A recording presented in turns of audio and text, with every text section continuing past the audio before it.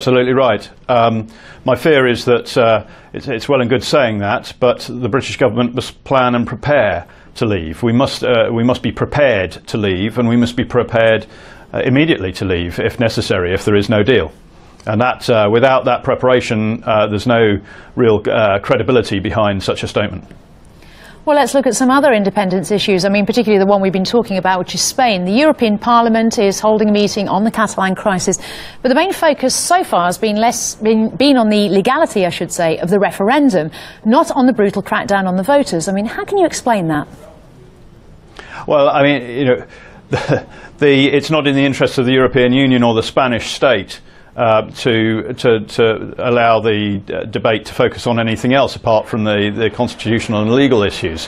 However, I would say that if the Spanish authorities that are keen on dealing with this issue and making sure that Catalonia doesn't break away, then the police have to act appropriately. Some of the scenes that we saw on the television and some of the scenes coming across on social media were quite horrific in the manner in showing the manner in which some of the Spanish police were treating innocent and peaceful people queuing up to vote. I don't think that helps anybody at this stage. They need to be discussing a mutually agreeable way forward now. But that may be difficult given the violence that we've seen. I mean, do you think then Madrid's gone too far? I mean, is it past the point of no return now in terms of negotiations? I mean, do you think that the heavy-handed police response was the only way that they could deal with a referendum, or do you think there was another way that they could have handled it? I really don't think that was helpful. The referendum was held anyway. There was a result in any case. The actions of the police simply served to alienate the Madrid authorities from the people in Catalonia who want to move away and establish independence. So, you know, for me, it was handled inappropriately. Of course, it's a matter of the Spanish authorities, but that's my opinion. I'm a former police officer, and what I saw, you know, just made me reel, because I just thought, you know, this is not the way to police such an incident. Professionally, it's not.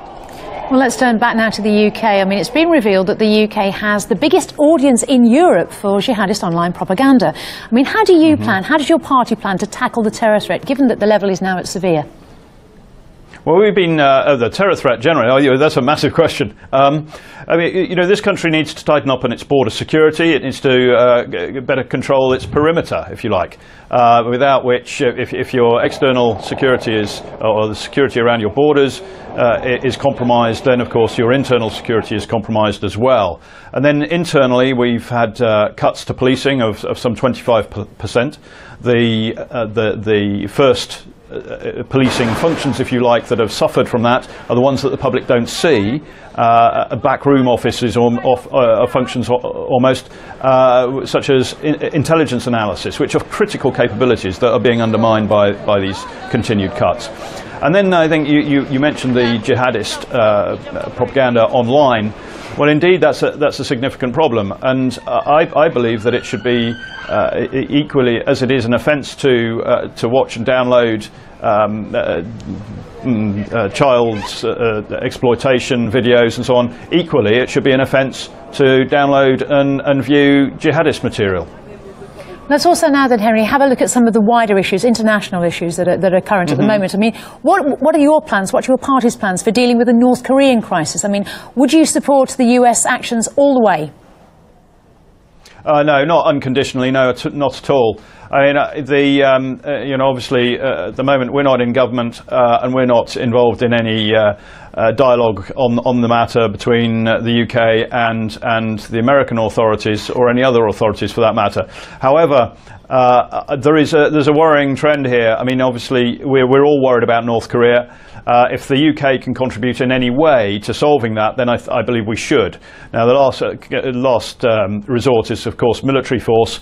The UK does not have the military weight or clout or the ability to deploy large forces into that region, and indeed anything that we would be doing would be, I would imagine, in a coalition effort in support of the Americans. But that would, we'd need to have a say in what that was before I would be happy in committing British military assets to such an operation, if it were to go military, which I hope very much it doesn't.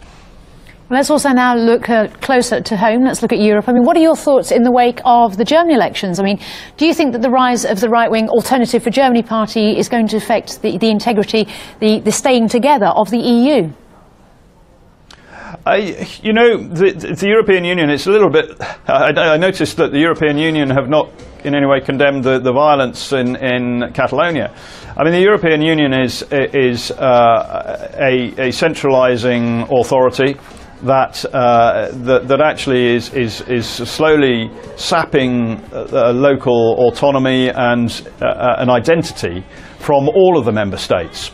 And I think that's why you see the rise of parties that are keen to limit the powers of Brussels, if not leave the European Union altogether, like ours. The success of the AfD, I think, is a very strong signal to Brussels that they need to reform. But unfortunately, all we see from Brussels, in response to the UK referendum on independence, or indeed the election of the election of AfD members of Parliament, is ever increasing effort to centralise and assert more centralised control, which is exactly why we want to break away. So I think the European Union is going in entirely the wrong direction if it wants to remain a solid unified bloc. Indeed, and we shall leave it there. New UKIP leader Henry Bolton, thank you very much indeed for your thoughts. Thank you. Thank you very much. You didn't frankly have the balls to put country before party.